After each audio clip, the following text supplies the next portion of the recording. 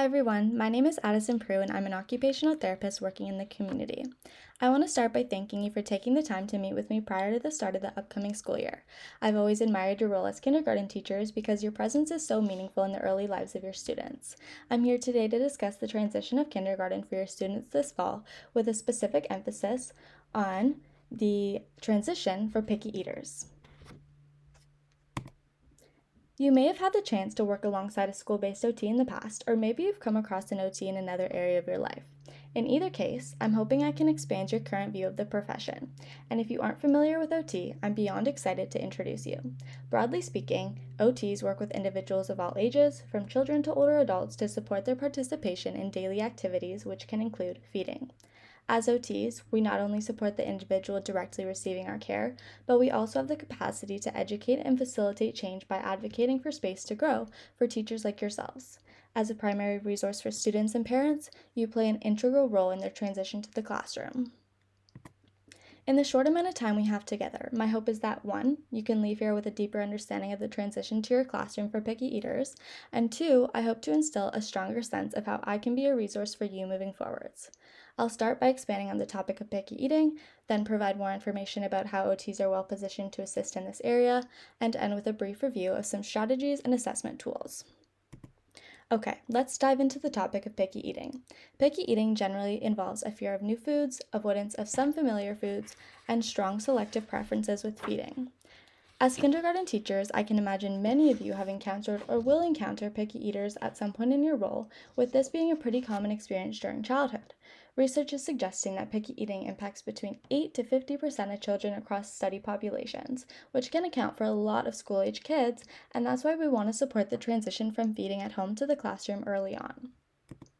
As you know, the transition to kindergarten encompasses many changes, including a new routine, environment, and social dynamics. Coping with these transitions will look different for everyone, but navigating this new time can be especially stressful for those children who are entering an unfamiliar space and also do not feel comfortable eating.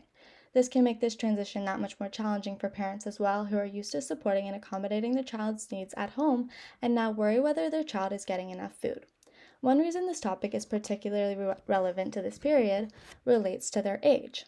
Picky eating is typically found to peak around age 3 and starts to decrease around age 5, but can persist into adolescence.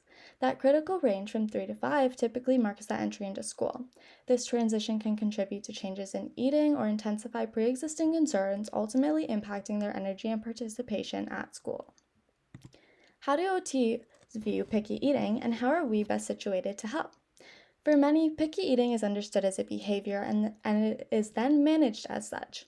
For example, if a child doesn't eat their food, they may be told they aren't able to play outside with their friends until they finish. While they may have the child's best intentions in mind, rewarding and punishing food-related behaviors hasn't been shown to be the most effective strategy. We also want to avoid contributing to problematic relationships with food down the road. As OTs, we like to frame picky eating more relationally, which allows us to understand eating from multiple lenses, including safety, trust in food, and recognizing any challenges or threats in order to recommend adaptations. By framing picky eating in this way, we can better understand the underlying reasons why a child may be a picky eater and respond with a more targeted intervention that supports their autonomy with food. Many reasons can lead to picky eating, so we need to appreciate the context around a child's eating habits. OTs are well equipped to do so, especially through a model we love to apply known as the person-environment-occupation model. Just as it sounds, we can look at individual, environmental, and activity factors to consider any changes during this transition. For example, we can start with the person by looking at a student in your classroom.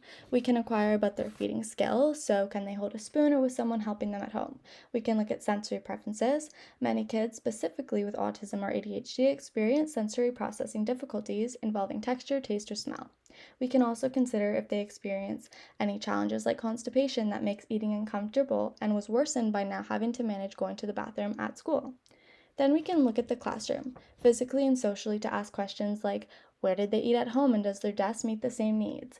Are they used to eating alone and now spending time engaged with peers? Do they have the same eating tools they did at home? And do they have as much time to eat at school?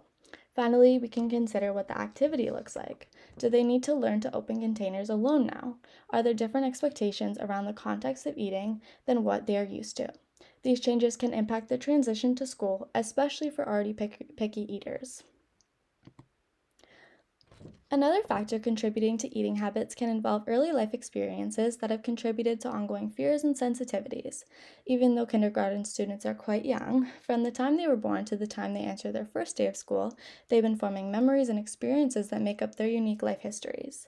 Kids who have had an early experience of choking or spent time in the NICU can experience food aversions as they age.